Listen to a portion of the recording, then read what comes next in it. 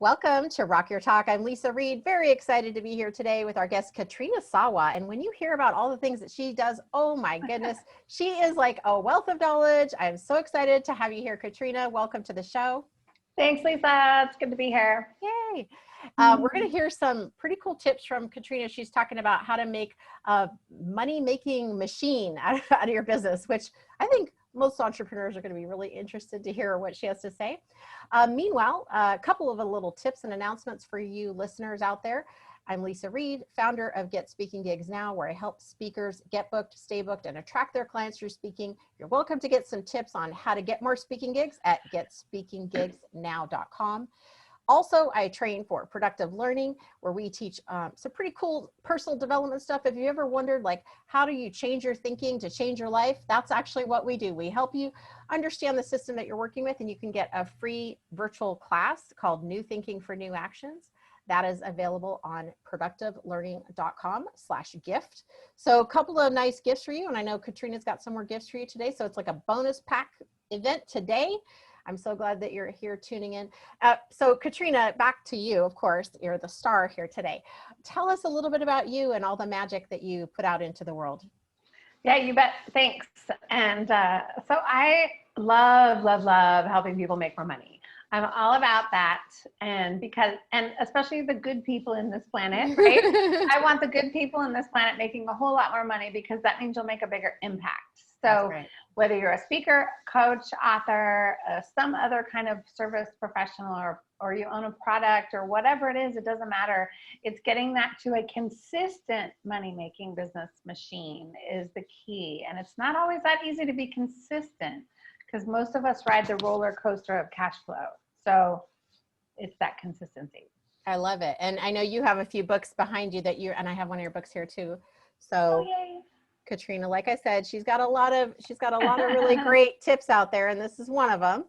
Yeah. And if you're looking, sorry, if you're only listening, it's Jumpstart Your New Business Now by Katrina Sawa. And then tell us about, I know you have some tips to share about how to make that money-making machine. What's your first tip you want to share with us? Yeah, so I reflected back on this, because I teach a lot of different stuff, little nitty-gritty things, like how to do social media, how to do your marketing, how to write a book, how to blah, blah, blah, blah, all the how-to stuff. But when I really thought about what made me a consistent revenue-generating business, there's these three things. One is be love. Be love. I know it sounds funny, but I went through this huge transformation myself as an entrepreneur. About 6 years into my business, I had a mentor who I went to show me how to make more money, because I wasn't hitting the six-figure mark. And I was like, I kept hitting my head against the wall, right? Like a fly trying to get out of your window or whatever. And the whole year, I was with him for a year for $25,000 invested, and only thing pretty much they were telling me to do, him and my mastermind, was to be love. And I'm like, what? I don't get that. What do I do to make more money? And the thing was, after reflecting on it, it was being. It was to be different. It was just to be instead of do. And so there's the being and the doing in your business. And so I really learned that year how to be love. And to me, be love means be open. Be open to what's possible, be aware of your surroundings and the people around you, because I could walk into a conference and just kind of be there and be open to whoever needed me, and people would flock to me and the perfect clients would come. So it worked. And it shocked the crap out of me, because at the end of that year, I did hit six figures, but I didn't really do anything different, except for I was being love. I was giving advice. I was giving, and being open and loving, and it just made a huge difference. So do that in your email, do that in your social media, do that in your networking and speaking. I tell you, it works. Beautiful. I love that. Yeah, I think there's a lot of power in, and I'll just say intention. Like, it sounds like you learned and really tapped into how to use your intention to be more of who you wanted to be and what outcomes you wanted to create. That was part of it, maybe. Yeah. And I'll do that. Like, I do a lot of networking too, and it's easy to just kind of check out and go on default and sort of do what you would normally do. And especially if you've had a lot of experience doing, you know, a lot of networking. So I think if I'm taking some of what you're saying is like really bringing consciousness to your actions, your energy, your attitude, what you're open to. I like to say, like, I'm open to be delighted today. Like, I'm like, ooh, delighted, like, sounds great. Like, I don't know what delight to me is, like a little surprise, a little unexpected person or a note or something's going to come in the inbox, or, you know, like, delight is one of my favorite words when I'm thinking about like being, like what you're talking about. That's a great way to look at it. Yeah. It's like, ooh, a present, you know? I love it. Thanks for adding all of that. Yeah, no, seriously, it's so important. And so sometimes we can just get caught up in the doing and we forget to be. The tip number 2 is to be organized. Be organized. And there's so many things you have to organize as an entrepreneur. Oh my God, from your online stuff to your website to the pages and I'm doing a new website right now. It's how you name the pages, how you sort them, how you name your products in your shopping cart, how you name the things in your computer, your files, so you can keep track and so you can find stuff. I can't tell you how many people I get on the phone with in a coaching, my clients, and they're like, oh, I wanted to show you this thing, but oh, let me find it first. Let me find it. And then it's like 15 minutes and they still haven't found the one document that they want to find to show me, right? So it's being organized with your computer files, your client stuff, your to-dos, your calendar, your time management, the appointments.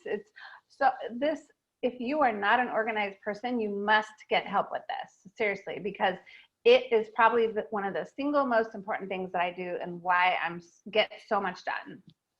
Yeah, I think I'm along those lines with you. I love it when it's all organized, but also then there's times where I'm just like, I don't have time to take care of all these little details. And that's why I love having support. And I went for a while without having someone help me with my social media. And at one point I decided, I remember this day, and I said, I am firing myself from this job because I'm not cutting it. I'm doing a really brilliant post every month or so. That's not going to do it. Right. and then nothing in between. So it's a great day when you can fire yourself from one of your hats that you're wearing as an entrepreneur. I absolutely love it. I love it.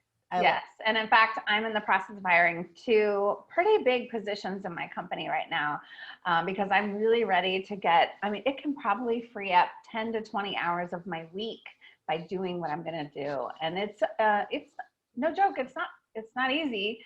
And it's always scary because I'm thinking probably $3,000 to $4,000 a month is going to go to these people. Right. And it's like, but if I don't do it, I'm in this catch-22 of not getting where I need to go and just kind of being stagnant, honestly. So if you're stagnant in your business, there could be something that you actually need to get off your plate and invest in something. So whether it's getting organized yourself on your computer, your files, or with stuff that you're doing, like your systems, oh my God. Like all the marketing systems, the follow-up systems, the client management and nurturing systems, those have to be organized too. So, yeah. And I know you, just from experiencing, you know, different, seeing you speak and your book and your website and all the different great resources that you have available. I know that you have like a quadrillion little, like it all looks pretty on the outside, right? But if you're an entrepreneur, you know, like the back end, it's like that has to connect to that. And it's just like totally dialed in. And that automation that you're so good at is priceless. I mean, that saves you time too. You have to be organized with the automation, the follow-up, the systems, and technology. And you have to embrace sometimes technology. So that all goes under this second step, be organized. So the third step is always be marketing. So we've got be love, be organized, always be marketing, and be marketing. Always be marketing. Oh my gosh. I have clients who will come and tell me, it's like, well, I was at this thing and so-and-so talks to so-and-so. I'm like, did you mention that you had this thing coming up? I'm like, no, I didn't even think about it. Oh my God. Always be marketing. Always think not being salesy. I'm talking about always having it on top of mind in case it comes up in a conversation, or in case it comes up on a Zoom call, or if it comes up in a live event, or, you know, someone might message, or you might read a note on social media, like a post or a comment that someone made on somebody else's post, and you might see their comment and you're thinking, oh, that, you always got to be thinking, oh, that's my perfect client because they're looking to get more marketing or jumpstart their business or write a book or whatever. And I could comment right there because that's always be marketing. So always be marketing is always have your marketing hat on and looking for those opportunities and being aware of everything around you, not going like this in your marketing, because you're going to miss out on thousands and thousands of dollars of potential business transactions, speaking gigs, whatever it is, if you don't pay attention. I so agree with that. I'm one of those people who likes to, if I know what I'm looking for, like I can look under every rock and nook and cranny and hear like something. And so I remember there was this is a story that came to mind. I was at a barbecue and, you know, one of the neighbors that was there ended up referring me to a group where I spoke at Allergan. I mean, I spoke to all their women employees because I was at a barbecue and because she knew kind of what I did. I mean, it wasn't a networking event at all, but you know, you're sitting and talking. And so I like what you're saying about being really open because you never know where you're going to be. Like my Zumba instructor loves to refer people to me. It's so great. I'm like, I look horrible in my Zumba. I mean, I'm like, you know, don't look no makeup, nothing. And she knows what I do because of Facebook and stuff like that. So she's always like looking around, but, well, I tell you, I have, there's some things that I do that other people just don't think about. So for example, there's a networking group that I belonged to locally here. And when COVID hit, they were just scrambling. They weren't doing live meetings anymore. And I said, well, why don't we just do some virtual meetings? Yeah. I'll host them for you because the gal who ran the meeting was too busy and didn't have time, nor does she get on Zoom very often. And I said, look, I'll step up and I'll help and I'll co-host these events for you so that we can actually keep the members going on meetings and stuff like that. And so always be marketing. So I was thinking, that'll give me more exposure in front of this group, which is all my ideal clients. I was doing a service and being helpful. And so I was be loved, right? And I was being organized because I got all the passwords and logins for her thing. So I could market the thing because they would forget to market the calls. And I'm like, no. I need to get in charge of the thing because I want to make sure that I can get the marketing out. And so I just created opportunities for me because I saw an opportunity that was going to just die. And I did the same thing with a client in April who was going to have a 3-day live event. And then COVID hit and I said, look, transition it. And I was going to be one of the speakers at that event live. And I said, look, you transition it to a 1-day event. I'll run the whole Zoom thing for you and speak as well as organize everybody else. And because I did that service for her, she was able to have her event and make money and sell her stuff. And I made money too and got clients from it. Otherwise it wouldn't have happened.